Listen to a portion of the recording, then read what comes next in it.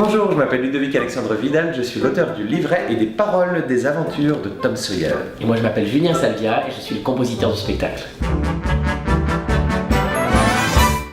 Tom Sawyer, pour nous, c'était l'occasion de retourner vers Mark Twain. C'est notre premier spectacle qu'on avait produit professionnellement avec les Double D déjà à l'époque. C'était Le Prince et le Pauvre, et donc 10 ans après, on retrouve Mark Twain avec Tom Sawyer. En 2-3 coups de pinceau, je m'en sors comme un roi.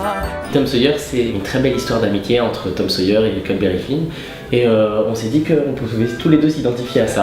Donc ça nous touchait aussi très personnellement. Je dirais l'un des challenges qui avait adapté cette histoire en comédie musicale, c'est que dans le roman de Mark Twain, et Mark Twain l'avait voulu lui-même comme ça, c'est plus une succession d'épisodes de la vie de Tom Sawyer, mais il n'y a pas vraiment de fil conducteur. Donc vraiment l'un des gros défis, ça a été de garder en fait les grands épisodes du livre de Mark Twain, mais d'arriver à construire vraiment une narration et un fil conducteur au travers de ces différents épisodes. D'essayer de bien tout relier le tout.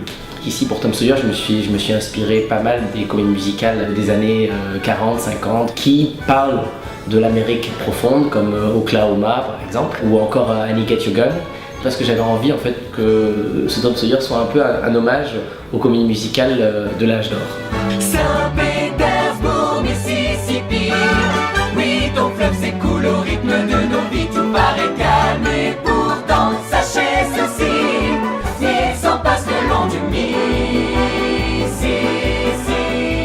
Pour le personnage de Tom, j'avais envie que musicalement on sente une petite différence avec les autres personnages. Et c'est pour ça que sa I Want Song, qui est la chanson qui définit le but du personnage, sa chanson de bravoure en fait, qui s'appelle Ma Grande Aventure, a un côté Broadway plus contemporain, un petit peu plus pop que le reste de l'univers musical du spectacle, qui a un côté beaucoup plus traditionnel, puisque le village est un peu la représentation de cette Amérique traditionnelle, à l'inverse de Tom Sawyer, qui lui veut s'émanciper.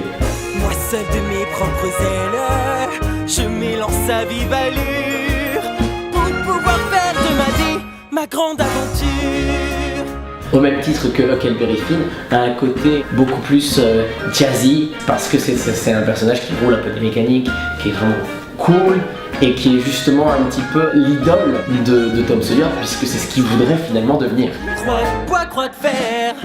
Il y a aussi des ajustements qu'on fait en répétition dans l'écriture, parce que forcément on se nourrit des artistes qu'on a choisis, qui eux-mêmes nourrissent avec leur vision du personnage, donc forcément cette collaboration qu'on a tous ensemble fait que les personnages s'affinent, et donc ça passe notamment aussi par l'écriture.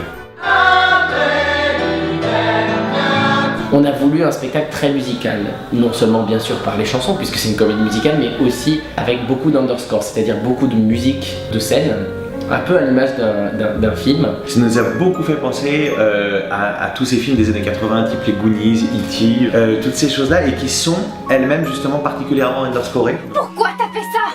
Je t'avais rien demandé, moi. Mais... Maintenant, je me sens coupable. Tu l'as fait exprès, j'en suis sûre. Non. Et voilà. Maintenant, tu veux que je me fasse pardonner. Et tu manques pas de tout paye. Dans l'underscoring, c'est le dialogue d'abord et la musique qui vient dessus, et dans l'écriture des chansons, une fois que la situation dramatique a bien été définie, c'est d'abord la musique et après les paroles dessus, parce que je reste toujours persuadé qu'il y a en gros 12 notes sur un clavier par octave et 63 000 mots dans le dictionnaire. Je ne suis pas parfaite, non, je ne suis pas très douée, mais je ne suis pas inquiète, on peut y arriver. On a la chance de travailler avec David Rosen, qui est le metteur en scène, et qui nous fait vraiment confiance, et avec qui on peut vraiment discuter de tout. On a vraiment notre mot à dire, et ça c'était génial parce que c'était vraiment un échange avec David sur l'ensemble de la création. On en redemande encore et encore. Alors on vous attend très bientôt pour les aventures de Tom Sawyer au théâtre Mogador. Et tout ça, c'est à partir du 17 février.